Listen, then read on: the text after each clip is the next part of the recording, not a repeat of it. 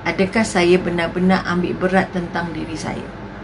Adakah saya benar-benar memperhatikan orang lain dengan penampilan saya? Adakah saya akan membuat apa saja yang saya suka, akan pakai apa yang saya suka tanpa memikirkan keperluan sekitarnya, tanpa memikirkan orangnya, tanpa memikirkan situasinya, tanpa memikirkan majlisnya? Maka sekali lagi, penampilan fizikal kita, penampilan fitrah kita akan menggambarkan kepada kita siapa kita yang sebenarnya. Adakah kita benar-benar orang beriman ataupun hanya mengaku beriman, sebenarnya tidak memahami Al-Quran. Sebab itu Al-Quran tidak mahu orang yang cincai bancai, orang yang selekeh. Dia tak nak. Kita nak kemas. Sebab itu dia suruhnya kita bangun pagi-pagi, mandinya mandi air sejuk, mandinya dalam keadaan subuh sawi, supaya kita kelihatan perwatakan kita kelihatan segar bugar, kita kata. Sebab itu kita hari ini didayahkan mandi air panas, sedangkan air panas itu tidak menyumbang banyak kepada keteguhan dan kekuatan urat-urat kita. Dan pula kata tak boleh mandi sejuk, nanti kena sakit urat dan sebagainya. Bukan begitu. Sebab itu waktu mandi kita saja diatur Allah, kamu mandi bila. Mari kita tengok apa yang ditulis oleh Dr. Aidit Al-Qarni dalam tajuk Jagalah diri kamu, sayanglah diri kamu, ambil beratlah tentang diri kamu. Okey, ini kekuatan yang kita nak angkat hari ini, insya-Allah. Macam mana kita nak sayang diri kita, nak tunjuk yang kita memang benar-benar sayang dengan diri kita, ambil berat tentang diri kita. Maka kita kata Dr. Aidit Al-Qarni menjelaskan, kita kata kebersihan jiwa itu, kebersihan jiwa, dalaman kita, roh kita, kebersihan jiwa kita dapat dilihat dari kebersihan fizikal kita, kebersihan luaran kita. Sebab itu kita kata kebersihan jiwa. Bila kita kata jiwanya bersih, maka rohnya tenteram, tidak kelang kabut, tidak menderita, tidak sakit, tidak membuat muka kita jadi panjang, jadi pendek, ataupun kita kata masa mukanya muncungnya dan sebagainya. Maka kebersihan jiwa itu membantu kita dapat yang namanya tenang, yang dapat namanya lapang, yang dapat namanya cantik dan indah.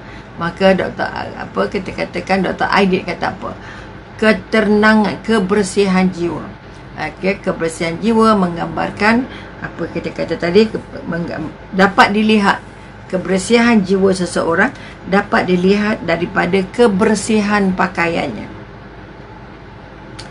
Tadi baru saja Umi dapat satu komen daripada anak, dia naik Grab, tapi dia kata satu kereta bau, satu kereta berbau badan pemandu. Bayang macam mana, dia kata nasib baiklah dekat, kalau jauh tak tahu, dia kata muntah dah. Ini bermakna pemandu kereta itu tidak mengambil berat tentang kebersihan dirinya, tidak mengambil berat untuk memikirkan apa perasaan penonton, apa penumpang-penumpangnya. Maka kita pun, apa perasaan anak tengok kita pakai baju kelawar dari pagi sampai asar? Apa perasaan anak kalau tengok muka maknya tak pernah kemas, tak pernah jumpa bedak? Apa perasaan anaknya kalau rambut maknya macam tak tahu nak katalah, kalau nak keluar kemas sangat dalam tudung, tapi bila balik di luar tudung, ya Allah, nak kata macam tempat ayam bertelur dan sebagainya. Maka mari kita lihat sekali lagi, kita kata kebersihan jiwa itu dapat dilihat dari pakaian. Mengapa Umi nak tegaskan ini? Kerana kita kena ambil berat pasal pakaian. Jangan main sarung je. Walaupun dah tua mana, walaupun dah kita kata pencen, walaupun dah apa-apa, tetap jaga kekuatan, kebersihan apa yang kita pakai, apa yang kita bawa dan sebagainya. Jadi kerana apa? Kebersihan pakaian kita, penampilan kita, jiwa kita menggambarkan bersihnya jiwa. Jadi kalau kita mahu jiwa yang tenang, jiwa yang lapang, mestilah datangnya dari jiwa yang bersih. Jadi jiwa yang bersih datangnya dari penampilan-penampilan yang ada hasilnya dari penampilan. Siapa yang mampu membuat penampilan yang selesa, bermakna dia sedang memberi apa yang namanya ketenteraman, apa yang namanya kejernihan dan kebersihan jiwanya. Sebab itu manusia ada dua elemen, satu yang namanya jasad, satu lagi yang namanya jiwa ataupun namanya roh. Kalau kita sibuk hanya menata yang di luar tapi tak menata yang di dalam, kita letih.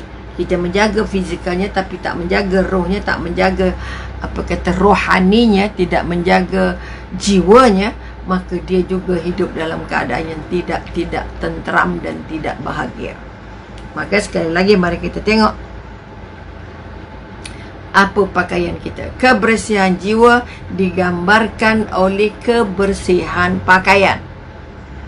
Okey, cuba semak ke pakaian kita bersih ke tak? Sesuai ke tak? Dengan orangnya, dengan majlisnya, dengan tempatnya. Ada orang nak pergi pasar malam, tak apalah pakai baju kelawar pun, bukan siapa nak tengok. Jangan. Dia pasar malam adalah orang perhati kita atas bawah. Okey.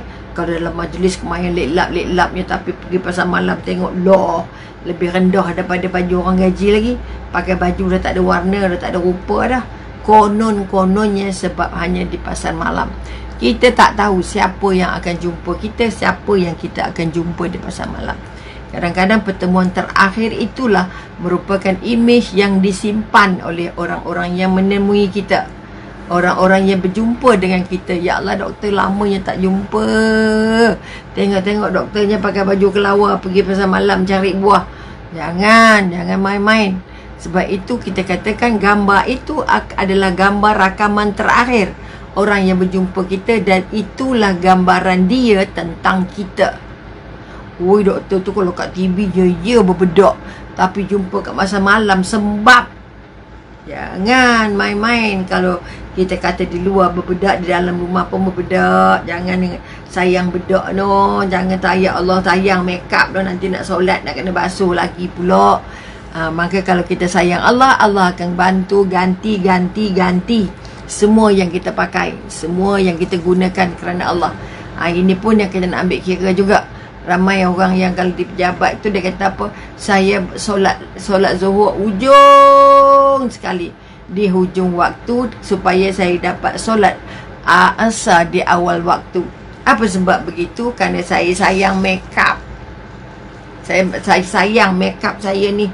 Macam mana kalau solat awal pula zuhur nanti nak kena make up lagi, lepas tu nak solat asar nak kena basuh lagi.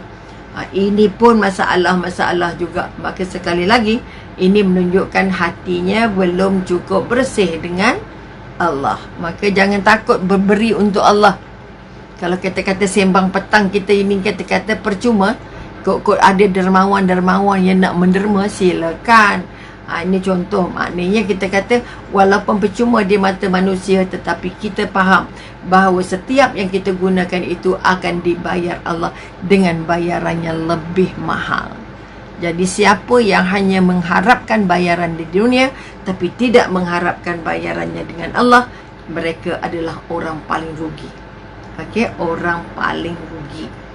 Pertama, bijak pandai mengatakan. Ini orang bijak pandai mengatakan apa? Orang yang pakaiannya, orang yang bajunya kotor ini mungkin kotor kerana kekotoran, atau kotor kerana tak gosok, atau kotor kerana warnanya dah kusam, atau kotor kerana memang kotor, tak basuh. Orang yang didapati pakaiannya kotor menggambarkan jiwanya dalam keadaan keliru, kelabu, ataupun tidak gembira, tidak jelas. Keadaan jiwanya tidak menentu. Pakaian je. Sebab itu sekali lagi, ambil berat tentang pakaian. Sebab kita tak hendak dinilai manusia sebagai orang yang jiwanya kusam, jiwanya keliru, jiwanya celaru, jiwanya tidak bahagia hanya dengan melihat pakaian kita. Ada orang kata apa kisah pada pakaian, kulit je, yang penting dalamnya. Jangan. Kulit penting, isi pun penting. Kalau jumpa durian tengah jalan, kita jumpa isi je, golek. Agak-agak kita makan tak agaknya? Memang tak makan dah. Kerana kalau jumpa durian, kita nak tengok kulitnya dulu. Dua kulit yang lebih penting. Sebab itu sekali lagi kita pun jangan kata alah kulit luar je, kadang bajunya cantik dalamnya busuk juga, ada begitu. Tetapi kita membuat penilaian secara umum. Okey, pendapat bijak pandai atau pengkajian yang menunjukkan bahawa kalau orang itu berpakaian kotor, bermakna jiwanya tak tenteram, jiwanya kelabu, jiwanya kotor, jiwanya tidak bahagia. Maka kita katakan orang yang jiwanya kelabu tadi menjejas banyak perkara, menjejas banyak benda. Maka saya mohon pada semua menonton, yang menonton tolong ambil kira pakaian. Biar harganya murah tetapi bersih. Okay? Biar fashionnya tidak up to date tapi bersih. Yang bersih itu yang paling sesuai. Sebab apa kita kata orang yang jiwanya tadi kita kata pakaiannya kotor, menjejas penampilannya. Apa yang terjejas? Maknanya kita kata penampilan yang daripada pakaian yang kumal, kata orang, pakaian yang kotor, pakaian yang tidak terurus, pakaian yang mungkin tak berbasuh dan sebagainya, akan memberikan gambaran satu, kita kata dia merupakan gambaran awal, okey, gambaran awal tentang pemakainya yang sedang mengalami tekanan, yang sedang berada dalam keadaan stres. Okey, berada dalam keadaan celaru, berada dalam keadaan keliru, ataupun kita katakan berada dalam keadaan tidak bahagia. Itu yang pertama digambarkan oleh pakaian kita yang tidak bersih, ataupun kadang-kadang orang kata, kalau terutamanya kalau perempuan pakai baju yang tidak bergosok. Itu pun pada Umi dulu, kalau apa, Umi dulu ambil home science, dipesan oleh pensyarah, kalau kamu baju tak gosok, menggambarkan kamulah manusia perempuan yang paling malas. Dan kalau kita kata suami kita memakai pakaian yang tidak bergosok, nak bagi tahu ke orang ramai bahawa isteri saya ni paling pemalas nak gosok baju suaminya. Sebab itu dipesankan seorang suami yang baik dari segi agamanya, dia kalau bajunya tak gosok, dia gosok sendiri, jangan tunggu isteri. Kerana itu pakaian kita menggambarkan siapa isteri kita. Takkan nak beritahu isteri kita malas, takkan nak beritahu isteri kita tak sempat. Okey, sebab itu kita kata bukan saja kotor tapi tak bergosok saja sudah menggambarkan. Satu contoh, anak saya pergi ke sebuah klinik. Saya tak ingat sebab apa, demam ke sesama ke apa ke. Dia keluar daripada bilik doktor, dia kata apa? Tak tahulah, doktornya macam tak confident lah kita, dia kata. Kenapa? Dia pakai tudung labuh tapi tudungnya macam baru keluar dari mesin basuh. Artinya dia tak sempat gosok tudungnya. Tudungnya renyuk 1000 walaupun tutup aurat.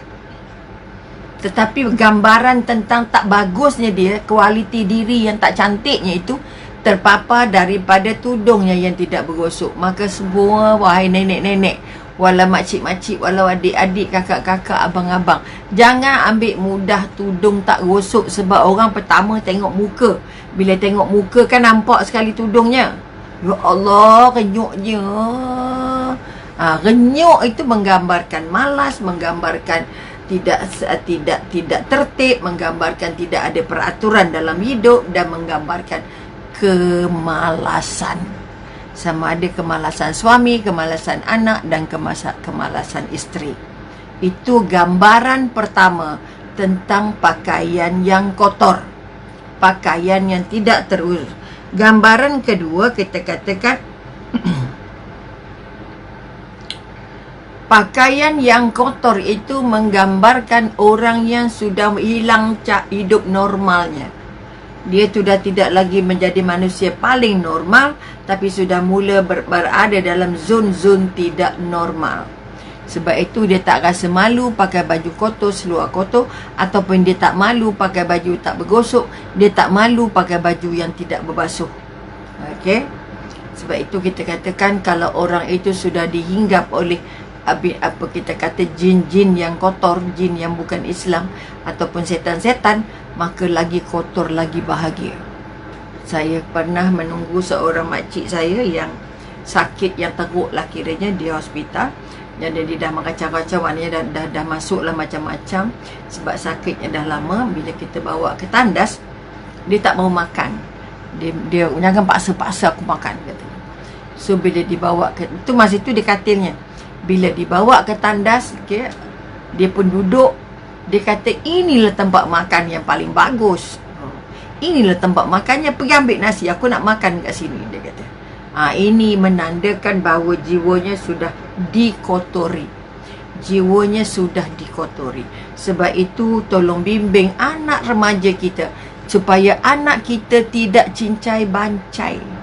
Anak kita akan keluar rumah dengan pakaian yang bergosok, dengan pakaian yang menutup aurat, dan dengan pakaian yang bersih. Pakai itu kamu yang malu, bukan mak yang malu. Jangan. Bila anak kita mewakili kita, kalau suami kita mewakili kita, kalau isteri keluar mewakili suami. Sebab itu kita kata kamu seperti satu tubuh. Bila satu koyak, lain pun koyak juga. Bila satu rosak, semuanya rosak juga. Ini masalahnya. Maka kita kata, ini kita katakan, kalau pakai pakaian tidak kemas, pakaian busuk, pakaian kotor, pakaian tidak tertib, bermakna dia sedang mengalami satu situasi penampilan yang tidak dapat perhatian. Dia tak pernah dapat perhatian. Jadi pakai cantik ke, pakai tak cantik ke, suami tak pernah kata apa pun. Sebab itu kalau pakaian cantik tu, wahai suami, tolong pujilah sikit isteri kita. Pakai tudung baru, pakai baju baru. Kadang-kadang isteri terpaksa tanya, tak nampak ke saya pakai apa? Oh, saya pakai baju lah. Tak nampak ke baju ni baju baru? Kadang terpaksa dia bagi tahu begitu. Kerana suami tidak pernah mengambil berat tentang pakaian. Pakailah, janji ada pakaian. Jangan. Wahai suami, kalau hendak anak kita teratur, tertib berpakaian, kita mesti dulu berpakaian yang tertib di rumah. Ada orang pakai kain gombang saja, ada orang berlengging tak berbaju, ada orang pakai seluar pendek saja, ada orang pakai seluar sokan saja di rumah. Ini merakam gambaran-gambaran tak cantik kepada anak kita. Walaupun anak kita tak komen apa-apa pun. Ayah pakai baju ke tak pakai baju ke, senangnya kenapa ayah tak pakai baju? Panas. Padanya pakai baju, tak pakai baju itu juga sudah masuk kepada sikap tidak beradab. Tidak beradab dengan Allah, tidak beradab dengan tubuhnya, dan tidak beradab dengan orang di sekitarnya. Jangan main-main, kerana berbaju ini menunjukkan kita menjaga adab kita dengan manusia, adab kita dengan persekitaran, adab kita dengan anak isteri. Jangan kata kalau nak pergi jumpa orang tu mengelit-kelit, kalau nak jumpa anak isteri serabai je. Oh, jangan. Akhirnya anak merupakan apa kita kata, orang yang paling malang. Anak hari ini paling malang. Sebab itu hari ini remaja sudah mengalami banyak masalah. Ya Allah, masalah-masalah yang kita tak pernah fikir. Okay, semalam baru saja kami dapat seorang anak perempuan cuba menjerut leher ibunya dengan tudung, dengan kain tudung. Nasib baiklah ibunya masih jaga. Ibunya masih bersedia lawan, nak tarik, nak bunuh maknya, kerana dia kata dalam dunia ini adalah ibu saya. Bayangkan sikap kurang ajar yang ada, sikap tertib yang hilang, sehingga dia tidak melihat ibunya itu adalah manusia paling berjasa untuknya. Okay, sedih, tapi nak buat macam mana? Kita tak tahu apa didikan yang sudah diberi kepada si anak, sehingga anak sangat membenci ibunya. Okay, itu satu. Kemudian ada satu lagi anak remaja juga yang sudah baru di umur 14 tahun. Okay, sudah mampu membuat keputusan sendiri, tidak mahu pergi sekolah. Sedangkan baru tingkatan 1. Okay, anak yang sudah boleh membuat keputusan sendiri tanpa mengambil kira pendapat dan pandangan ibu bapa, tanpa mengambil berat bahawa ibu bapa memberi perintah-perintah daripada ibu bapa. Ini menunjukkan, kita katakan, penampilan-penampilan kita tidak membuat anak rasa hormat dengan kita. Penampilan-penampilan kita, penampilan dari segi perkataan, penampilan dari segi pakaian, penampilan dari segi adab, penampilan dari segi akhlak, tidak membimbing anak. Sebab itu jangan terperanjat kalau ada anak bercita-cita nak bunuh ibunya. Okay, ini yang dulu mi dah ulang dah, anak yang umur baru darjah 5 dan nak bunuh maknya hanya disebabkan oleh handphone. Maknya ambil handphone pukul 1 pagi. Dia masih melihat cerita perang gitu. Dibalingnya sana sini, ditandangnya pintu, pecah semua tombol. Okey, dan akhirnya ibunya terpaksa melarikan diri ke dalam kereta. Okey, ni kekuatan-kekuatan yang kita nak angkat. Apa sebab? Anak tak dapat contoh adab yang baik dari kita. Maka berpakaian, berpenampilan, tolong bangunkan penampilan yang beradab, penampilan yang berperaturan, penampilan yang benar-benar diterima, cantik di mata manusia dan cantik di mata Allah. Allah itu indah, sangat menyukai keindahan, kata Imam Bukhari. Sebab itu kita kata modal kita yang terbaik ialah menampilkan wajah, menampilkan pakaian, menampilkan diri dalam keadaan yang sangat cantik dan kemas. Ibarat tahi lalat di bawah mata. Wah, ini apa kita kata, ungkapan orang dulu nak menggambarkan bahawa tahi lalat yang ada di tepi mata itu menambah kejelitaan. Okey, hari ini orang mabuk-mabuk buang tahi lalat pula. Okey, ketiga kita kata